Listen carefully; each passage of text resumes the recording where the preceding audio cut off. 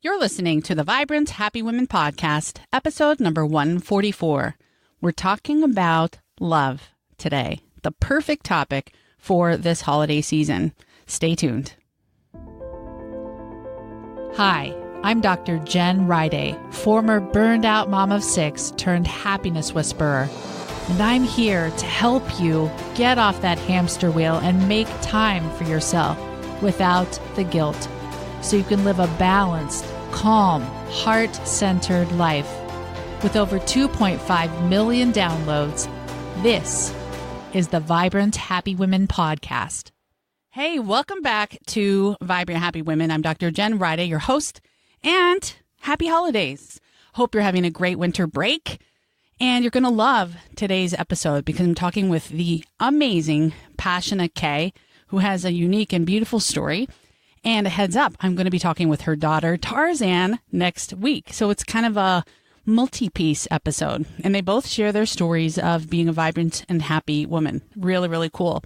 So I don't have a lot more to say, except let's go ahead and dive in and enjoy this really sweet episode. Welcome, everyone, to Vibrant Happy Women today. I have the most amazing guest for you today. Her name is Pashana K, and she has a life that could be described as a continual evolution of purpose, service, and transforming herself. She had a contractual marriage to a religious patriarchal preacher and 6 children, and then she began a search for spiritual guidance that led her into her own path and purpose. And we're going to hear about her story today. Welcome to the show, Pashana. Thank you so much. It's lovely to be here. Yeah, I'm so excited. So Pashana and I met through her daughter, Tarzan, and Tarzan said, "Oh, Jen, your show, you've got to interview my mom."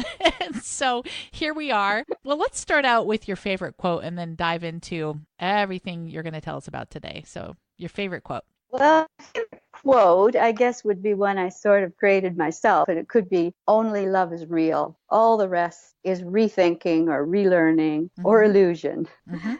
So with that quote, my intention is daily to connect to the divine mind. What is real and what is true and what will give me the strength I need and the guidance I need in life. That's beautiful. So contrast that approach to life with how things used to be for you, your lower point in life. Sure. Well, now we call ourselves that we're living a magic life. We look at our life that way, that it's magic. But there was a time when life was difficult to the core. And I found it hard to be at peace in the way it was because it was too challenging. It wasn't easy and it wasn't joyful, and it always seemed to have conflicts. And I believe that also came from perhaps what I'll call wrong thinking for now. And at that time, when I was married to the preacher husband, and we had 6 children because the religion required that we didn't use birth control. Some people wonder why I have so many children. So quite frankly, that would be the reason. And there were many rules, but I do think that if I had the mind that I've learned to have today and the transformation, I do believe I could have survived that, and we all could have survived better. But transformation was necessary, and it was grueling at times. And so I say today my life has much more beauty and trust, and I'm able to flow with life in a way that I wasn't able to in those years because it didn't feel I was living my true self. Well, let's paint a picture more of what you were going through. Tell us a bit about how you were raised, how you met your husband, who was the preacher, and what life was like with your 6 kids. Because many of our listeners are in that phase of life with their kids, and 6 though, Sure. wow. I'm doing 6, but I don't think I did 6 like I'm doing 6 like you might have. So, Well, I think you are. I'm pretty sure you are too. I was raised in a large family, and it was kind of the view that your calling in life as a woman would be to marry and have children and run a household. So I didn't know you could have aspirations and goals and dreams of greater things. I truly did not understand that. And I thought that I would be fulfilled as a wife and a mother and a homemaker. So to be quite honest, I'm going to be rather blunt. There was no road At the time of my agreeing to a marriage, it was just a proposition, an offer. My husband had been widowed and he needed to have a wife to help him get through life. He was 23 years older than I am, and he offered me a position basically to be his wife, and he had a home, and that whatever children came from this relationship, that he would accept that. And there really, truly was no romance in it. But the interesting thing is that intuitively and in my soul, kind of, I felt that this was my calling. And I literally went into this marriage without absolutely no doubt. I truly felt this is my role and this is how I would learn and grow. So the 6 children came along in 9 years. The boys came first, 4 boys, and then absolutely thrilled for 2 daughters. And, I was totally devoted to the children, and I was okay with giving my life to raising these children, although it was challenging because of the religion aspect of it. There was just so many rules and emotional disturbances.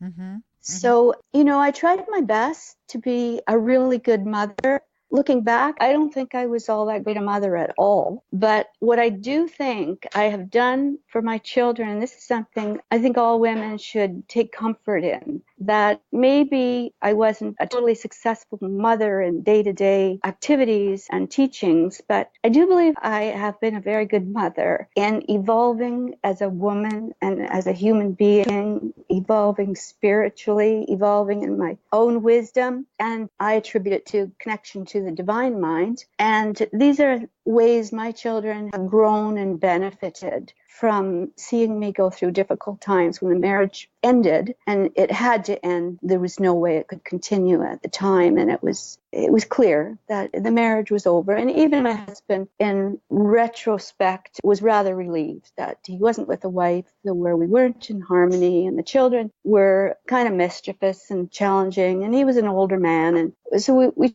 really made peace with that. And so having gone through that and the children watching my life, like, okay, now I have to stand on my own 2 feet. I don't have an education. I don't have finances. I don't really even have skills because my skills were all running a household. And so I began studying, and I studied a lot, and I went into the financial planning world, and I was able to create a career for myself through a lot of tears and hard work. And I'm very proud of this. I'm proud of this as an example to my children, that I didn't fall apart when the whole family constellation fell apart. We each had to sort of find our way together, and I was probably just a little more than the leader of the team. We all had to find our way because we broke down all the rules and restrictions and the path. We just bulldozed through all that, and it sort of had to find our own without a lot of guidance. Well, yeah. So my mind is thinking, we have these TV stereotypes of, the woman in a relationship where it's expected that she be the mom and wife and have no goals and dreams. So I'm picturing this and wondering, where did your discontent with that role start to play in? Because you said you started out believing that was your role, but where did that discontent start to come for you? Where did it come from? Well, I could say primarily because it just wasn't working. And again, I was a seeker, and I read a lot. I read a lot of literature to get me out of the traditional fundamental teachings that were negative. And I was able to find teachers in real life and in books and newsletters and sources where I could learn from that how that all those teachings, I could find my way out of it and into teachings that were believable and made sense to my own heart and soul. So I would say I came out of it from reading and studying and searching. And I think I already mentioned that sometimes I had to lock myself in the bathroom and read in the bathtub because my husband wouldn't allow this literature in the house. And then I would read fiction as well, and create dreams and create, some vision of how this should be. And I'm not saying vision in a physical way, just vision very much in finding peace and happiness and beauty in life. So would you say you were raised not to necessarily read books and get an education, or is that a stretch? No, that is true. That was not encouraged. Growing as a young adult. And in my marriage, my husband did not see value in education, even for the 6 children. So therefore, there wasn't any planning for the 6 children to be educated. And we had to find our way in the education world ourselves. Mm. And so when did you get interested in all of the reading that you were doing? Was there a person who inspired you, or did you come across a certain book? I mean, it seems like the reading is what unlocked everything for you. Absolutely, Jen. It truly did. And well, growing up, I did read a lot of biblical and Bible stuff and thought I would find my answers in this. And in many ways, I did. I Bible verses popping up in my mind once in a while that guide me in life. But I just had a need to go a little more philosophical and conceptual. And so when it started all clicking, I believe the writers that influenced me most would be Dr. Wayne Dyer and Eckhart Tolle. So this is the type of reading I probably read all their books. And this would have happened in the years of my marriage, that books literally came into my hand. One day I was in a bookstore, and this is when I had not totally departed from the teachings I was raised with and the teachings of my preacher husband. A book just about fell off the shelf and into my hands, and it was extremely esoterical, and I had to hide it, and it shocked me that there's this whole other world out there, how you can think so differently. And it was so beautiful. It wasn't full of negativity and judgment. It wasn't fearful. It was beautiful. So I really believe in the synchronicity of life. I believe that the material comes to you, and the right material or the right author or the right person will come when you're ready for it, a little bit like the teacher arrives when the student is ready. And I think it happens kind of unexpectedly, but I do believe that happens. And I think the best books have come to me just so synchronistically. But I've listened to comments, and if something was referenced, I would search that out. So a listening heart maybe helped. Right, right. Well, so you mentioned always being a seeker since you were age 5. And when you said that, that really resonated for me. I was always the same way. I remember lying in my bed and not being raised particularly religious, but just having these communications with God and these thoughts. And I felt like I was truly communicating with God, which is what I called it at the time, and probably still do, I guess. But so you always had that. Would you say your siblings had that same kind of seeking, or was that unique to you? I believe 1 or 2 had it. I come from a family of 7. And I believe it's kind of in the bloodline. I have an uncle and a grandfather that were preachers. So I believe probably, this is in a bloodline. And if you can call it bloodline, it's in the DNA maybe, that this is what we need to learn in life.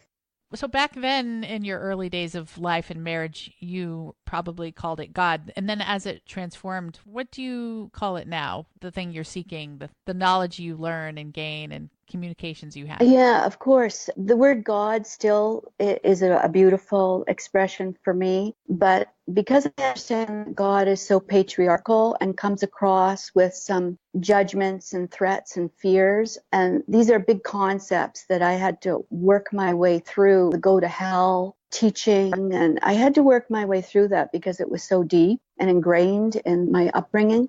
So now I like to call it the divine mind. So to me, it's the divine mind or source or even the force that created us. So it's an energy, and it's huge. It's absolutely everything that we are. And we are a piece of that, like the ocean. We are the drop of ocean, and the ocean being the God source. And our essence is the same as this source that we sometimes call God. So do you I feel think like that's very comforting. Yeah, it is. And so you said it's a force. Tell us more, what does that mean to you to connect to that force or that energy? How has it benefited your life today in different ways than it might have in the past? Sure. Well, it's my whole life, really, because it's the one thing that makes absolute sense to me. I think a lot of us are familiar with the saying that we are not physical beings occasionally having a spiritual experience, but we are spiritual beings having a physical experience. So I think that we are much closer to who we truly are and what our essence is and how to obtain fulfillment and happiness in life if we connect to our own divine source, who we are, the same as the greater source. And then I think from that position, all of life starts to make sense, and that we don't focus so much on the circumstances of our life, because in a lot of ways, the circumstances of life are challenging and sometimes unhappy, and sometimes they can create fear in us for where our future will go. And I think the problem is not the circumstances around us and the disharmonies around us, but that we believe in them. So I think if we can focus, and this is a learning process, and it's like a muscle that has to be built, because we do have a conditioned mind, and it's a collective mind, and it has to do with the physical realm, and it has to do with DNA and generations and past generations, and it hasn't taught us the right things that we need to know. So I think that my goal in life has largely been to not trust that mind, sometimes called a monkey mind or a chattering mind, but to trust our essence, who we truly are. And how that translates would be that every day I try to flow with life, whatever is, because the important aspect of life to make it fulfilling and make it beautiful and wonderful is to connect with that which is within us, that which is who we are. And that would be the God source. And then somehow magically, the circumstances of our life do become more beautiful and more harmonious. And we often laugh here that we have a magic life. And we try to live according to that magic. We try to bring beauty into our life and joy into our life as much as possible. And it's present moment thinking, Jen. And this is what Eckhart Tolle teaches for any listeners that want to go deep into this. And there really is a tremendous point of empowerment when we can take our focus off the physical circumstances of our life and focus on the very moment we're in. And the very moment we're in is often far more beautiful than what we're giving recognition to. And so one way to do this could be to have gratitude, like look around at how beautiful the world is. Be thankful that you have a full stomach and you're safe and you do have a home and you do have loving people around you, and to just come back to those very in the moment experiences and be grateful for them. And that's one way to get your mind off things that happen in the past or things that may happen in the future, which they're not even real. They're just the mind taking you away from what's real. Perceptions. We create all our suffering by the way we perceive it, right? Exactly. Yes. Well, so you mentioned the word empowerment, and I feel strongly in all the circles that I interact in, including the somewhat patriarchal church that I belong to, where I try to, affect my own bit of change, but also just in the circles here on my podcast where there's something happening. I get the sense talking to women everywhere that we are feeling empowered. We are rising up. So describe what you think is happening and maybe what each of our listeners can do to add more of that empowerment to their own lives. The same journey you've been making. Yes. Well, I think we're given a gift because of the time we're living in. I think it's our time, and a lot of things are being exposed. And I think we're coming actually to realize that the level of suppression that we have experienced on a day-to-day basis that seemed kind of natural, but now we realize that no, we actually do have a voice, and actually the world has gone askew because men have been guiding us through their own sort of ego mind. So when we can see that we have something to offer that men don't necessarily even have to offer unless they're really in touch with their female nature, that we have an ability to help the world in a way that the world desperately needs right now. And that is to teach these spiritual concepts and to wade through suppressions and be true to ourselves, be true to our own self-care. And I really think that through our own self-care and growing, this is the ultimate way of helping our children and our community and our families, is by really being true to yourself and then finding that power that's in you. And, it comes from loving yourself. Perhaps have not loved ourselves very much because we have thought we're here to serve everybody else but ourselves. And being a mother, it often makes you wonder why do I deserve to take time for myself? Because I'm supposed to be looking after all these children, but it's really the other way around. You empower yourself and then you empower your children. Ooh, that's brilliant.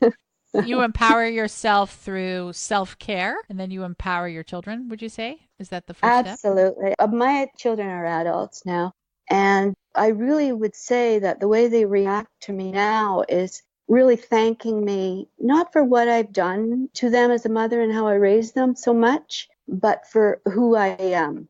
And that's how they learn, and that's how they find their power actually as well, by seeing my power and showing them the way. It's kind of like somebody has to show the way here. So I think women are really empowering themselves now and needed to show the way. And this is through growth. It's through growth and transformation. And it's hard work. I sometimes see it as we have to be Olympians to make this happen. And it's possible and it's beautiful.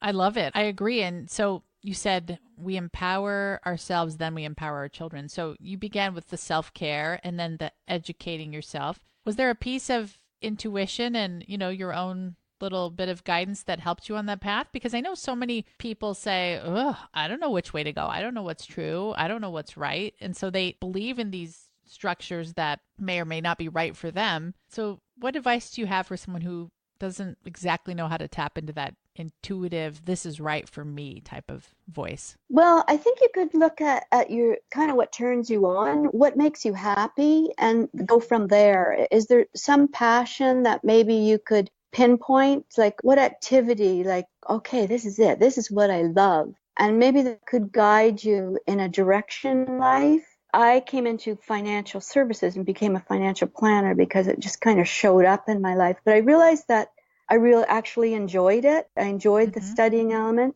and so I went that direction, and this gave me independence in life and empowered me in my own ability to be a wise woman. So I think it starts with what makes you happy, and to look at that and take steps towards creating a life that will serve you. And it could be through career, it could be through art, it could be through activities that make you happy. And I think it's very practical as well, but it's also intuitive. And I think it's important that we learn that intuitive sense that we all have and maybe haven't paid attention to it. Exactly. Do you meditate or do you pray or something of both? Yes. Yeah, that would be definitely one of my happy tools. And I actually have a session, and I've been doing this for a while, number of years, where one day a week I have a group of people that also like to meditate, and they come to my home and we just have a little happy time around some tea and snacks. And then we sit in silence and candlelight in my home and meditate for just under an hour. And it's unbelievable after we come through this meditation. Faces are shining, and you can literally see with your eyes and feel in the room that we've had an experience of peace. And it doesn't mean that we try to resolve problems. One thing we don't do is talk about, sometimes we do, but rarely talk about circumstances of life. But we come into that presence of peace, and that presence itself seems to create a change in the life around you. So I also meditate before I start the day, and little bits and pieces. I try to meditate whenever I feel an uncomfortable feeling in my mind or within me. I try to use that as sort of a sign to stop for a minute, breathe, just focus on your inside, not on the outside. And it's very empowering. It's very beautiful, and it does create peace. Yeah, I love that. Well, so my mind is thinking about just the journey of history and civilization as a whole. I don't know why I'm going this big, but I want to hear your take on this. But I feel like in the past, when women had less choice, they were happy to accept these institutions and structures that told them what they should be doing. And a lot of it was related to survival. What do you think is happening with our planet and with our enlightenment as the human race that is changing that?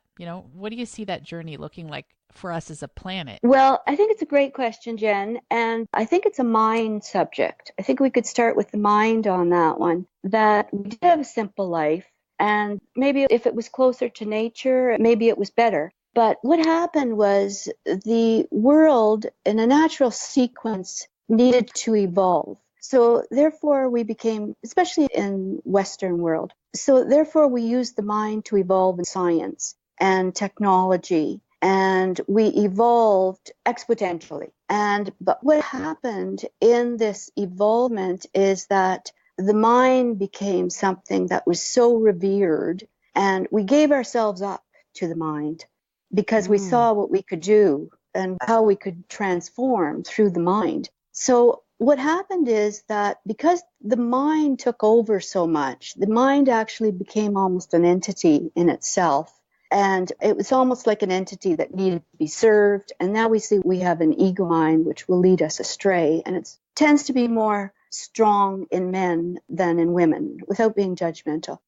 So what the world is looking at, the position we're in now, where we need to go and how we're going to resolve this, that the mind has taken over so much that it has caused many anxieties, and on the far right causes suicide. So we need to correct, but the correction is just to evolve further. So the next step in the evolvement, since we're looking at the big picture, is to stop listening to that mind, which is related to an ego, fear-based mind, and has separated and disconnected from the God mind, and listen to the heart.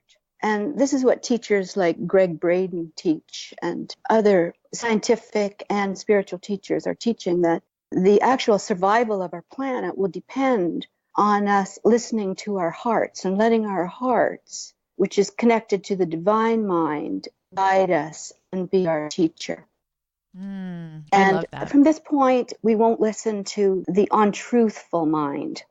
And if we listen to our heart and we get closer to that, and then we will evolve. And that's actually the hope of the planet, that we do that. Do you believe women are maybe more skilled at listening to their hearts in Yes, general? I do. I really do. I do I as think well. that's why I think that's why there's a lot of focus now on women, so that we can make this transformation, so that we can help the planet. I think it's huge. I think we're very fortunate to live in this time. Beautiful. I was talking with a friend the other day, and she was commenting on this idea that, she feels this sense that women are being called to rise up, called by the divine, by God, which is the word she uses, but she's feeling that empowerment, but she's not just feeling it from other voices, but from within herself. How are you seeing that in the other women you interact with, who maybe don't think or believe as you do, but you see it in their lives in any case? I think we're struggling with it because this is transformational. And I'm thankful that I have daughters, and Tarzan you speak of and who you work with. These women are really getting it. And I have a daughter-in-law as well. And we've really teamed up and understood that our family, and I'm speaking of our specific family, my family, we are no longer a patriarchal family. And it's truly evident because the father of my children has passed away. And not only that, but the women in my family are really strong. And so I'm seeing that we're moving into a matriarchal society. And I'm seeing that we've had to take responsibility on, and to be wise and to be strong, and to not allow circumstances of our life and the challenges to break us down. And, I've been broken many times by the circumstances of life. And I guess I found my way through by serving myself and doing what I need to take care of myself and connect to the divine mind. And I keep going back to it, that the circumstances of our life and the mind chatter, that's not what's real. What's real is that innate part of you that is the God power. And just to feel it, you can't put it into words, because if you put it into words, it wouldn't be correct. So it's something that has to be felt. And through doing whatever you need to do to feel it, it could be going into nature, it could be meditation, it could be art, it could be loving your child. Whatever it takes to feel that innate self that is the God mind, that will then guide all the rest of the circumstances of your life. So it will allow you then to flow with life and not have resistance, because the circumstances are not the real part. The real part is your own true essence. Beautiful. Back to that word empowerment, it's essentially what you just said is we need to slow down and ignore that monkey mind and that stress and that struggle for a minute, and then do what it takes to connect to that God power, the only real thing, and feel it through nature, art, loving a child, meditation. And then that's what gives us our power back, because we connect directly and get that guidance that you talked about. And it feels like patriarchy is giving our power away and putting it into the hands of other people, not having that direct one-on-one connection to guidance. What are your thoughts? I couldn't agree with you more. I absolutely agree with you. And I can see that it's threatening for some men who are very strong in their ego patriarchal belief system. But there are men, and my sons and my son-in-laws, I would say, are really revering the women in their lives. And they are seeing that we are strong and that they trust us and they support us. And so I see the change coming. And yeah, I think you described it beautifully, Jen. So now I want to kind of address, I know there are a ton of women listening who this is completely new thinking to them. And they're thinking, what? I'm in a patriarchal religion. I've given away my power. And in fact, I belong to what many would call a patriarchal religion, but I feel guided to be where I'm at, and I stay where I'm at, and I feel good, and I find the good, and I influence where I can. And so what would you say to those who are now just feeling like, whoa, I'm floating in a sea of the unknown. What do I do? How do I know what's true, what's right? How do I throw away everything I was taught to believe? Or how do I know what to keep and what to let go of? Well, I so agree with you that a lot of us are heavily influenced by the patriarchal world we've been raised in. And I am in financial services, and there's like one woman for 10 men. So I get that, and I live that as well. But what I would say is, in the midst of all that, it doesn't really matter. It really doesn't matter that much. Just come back to your own peace and flow with life. Don't have resistance. Just flow with life and do what makes you happy. And stop and listen to that still small voice inside you that is total magic. Create beauty in your life.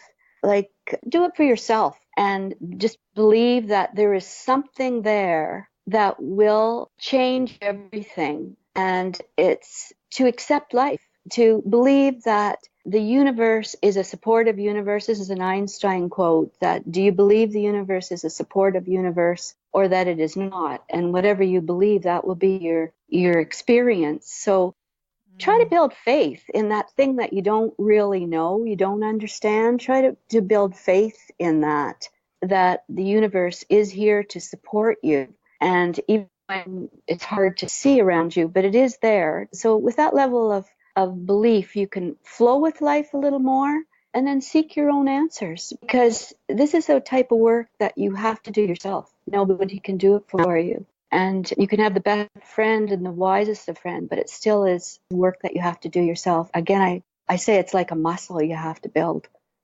Mm-hmm. Mm-hmm. To receive that guidance for yourself. Exactly. Beautiful. Anything else you want to say on this topic of empowering women and this movement? Well, I think to empower yourself comes in stillness and quietness. So it's kind of the opposite of the chaos around us. So that's maybe one doorway that it comes in stillness and quietness. Mm-hmm. And for myself, I like to create beauty in my life. I like to make my home beautiful, my office beautiful, my garden beautiful. I like to go into nature and feel the beauty of nature. I'm fortunate that I live by a lake, and I can go and visit that lake and feel something greater than myself through this. Mm-hmm. So I think, those simple things in life, and that's how you feed your soul. And your soul desperately needs to be fed. And for sure. It'll make all the difference. Right. Yeah. Well, let's have a quick break for our sponsor and then come and talk about some of your favorite things. Your life sounds beautiful, and I can't wait to hear about, well, if you can do it, some of your favorite books and your morning routine. So we'll be right back. Okay. An estimated 1.6 million adults will be diagnosed with cancer this year. If you or someone you love has received a cancer diagnosis, there's a resource for you and your loved ones where you can find support, encouragement, and inspiration during these hard times. Reverend Percy McRae and his co-host Wayne Shepherd share practical ways to find health, hope, and inspiration along life's journey in their weekly podcast titled Health, Hope, and Inspiration. Health, Hope, and Inspiration will potentially help you find strength and answer your questions about cancer prevention, treatment, and overall healthy living. Every program is filled with info and interviews that will encourage your heart, educate your mind, strengthen your body, build your faith, and give you hope. Reverend McRae interviews oncology professionals, nutritionists, clinicians, caregivers, and many others who give insight and practical tips to help those affected by cancer. Visit hhipodcast.com today to subscribe to Health, Hope, and Inspiration, and you'll receive 3 free downloads: cancer-fighting recipes, reducing your risk for cancer, and 4 things every cancer patient must do. To get those, go to hhipodcast.com and subscribe to Health, Hope, and Inspiration. Again, that's hhipodcast.com and subscribe to the Health, Hope, and Inspiration podcast. Welcome back, Pashana. And I want to talk about your favorite things, especially I want to hear, what are your favorite books? You're such an avid reader. Can you narrow it down? Well, I'll narrow it down to the authors I read. Currently, okay. Elizabeth Gilbert, who wrote Eat, Pray, Love. A lot of women have enjoyed that book. She is a wonderful teacher. And she's a teacher at a very deep level, and it's very positive. And I love her because she's a woman and she's giving us the information we need. Some of my favorite teachers have been Wayne Dyer and Eckhart Tolle. I've spent a lot of time studying The Power of Now and all of Wayne Dyer's books. But what I would say more than anything is the books and the material that have come to me very synchronistically. So just try to be in tune with a book that somebody might recommend, or you might hear about a book, or it might even fall off the bookshelf. Mm-hmm. Books that come to you synchronistically are probably the ones you need, and they will be perfect for the moment that you're in. Oh, that is the best advice, and we've never had that on the show. I love it. What are your favorite happiness tools?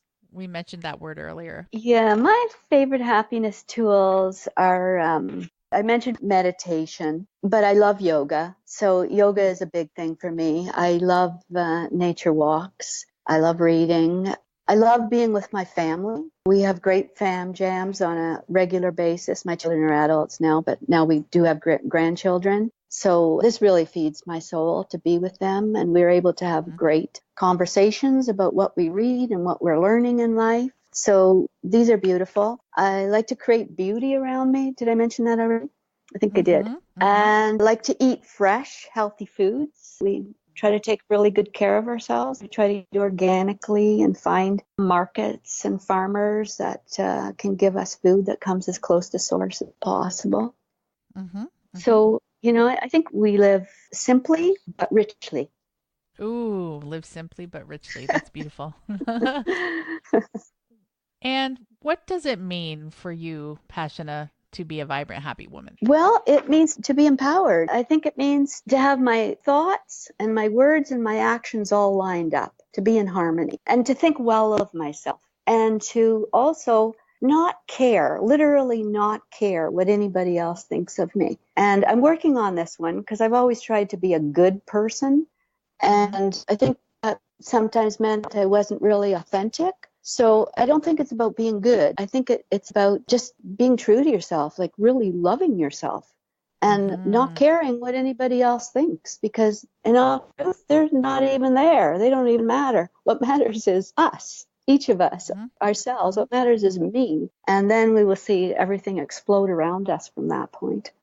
So true. And just like we talked before, empowerment means receiving your own guidance. But even here where you say, I'm not going to care what anyone else thinks of me, it's going back to that guidance and knowing, hey, this is important to me. This is my path. Yeah, beautiful. Yes, beautiful. Yeah, and make your mistakes. Like, don't judge your mistakes. Don't judge at all. If it's possible, don't even judge a rotten banana. But most of all, don't judge yourself. Like, welcome those mistakes. They're beautiful. That's how we learn. And then we can have compassion for everybody else's mistakes too.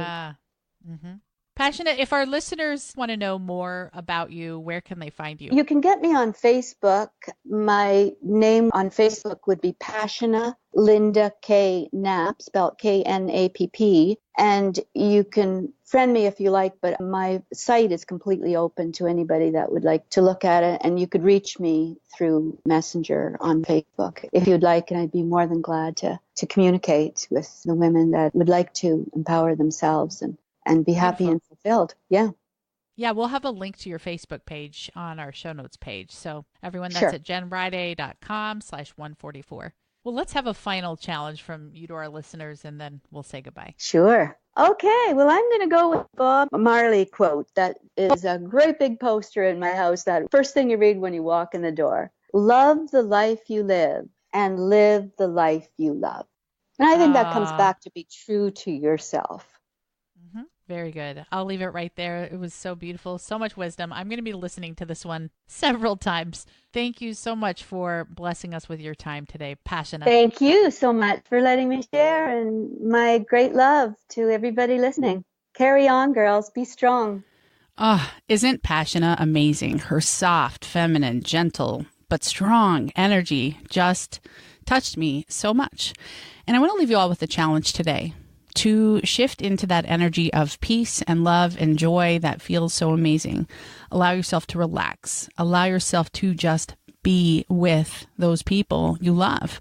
That's really the energy of compassion, being with ourselves, being with other people, and the energy of non-judgment, the energy of acceptance, and the energy of love. Thank you so much for listening today, and I will be back later this week with a happy bit all about the new year goals and intentions that I know you're itching to set. Stay tuned. And I will see you then. And until then, make it a vibrant and happy holiday. Take care. Thanks for listening to the Vibrant Happy Women podcast at www.jenriday.com.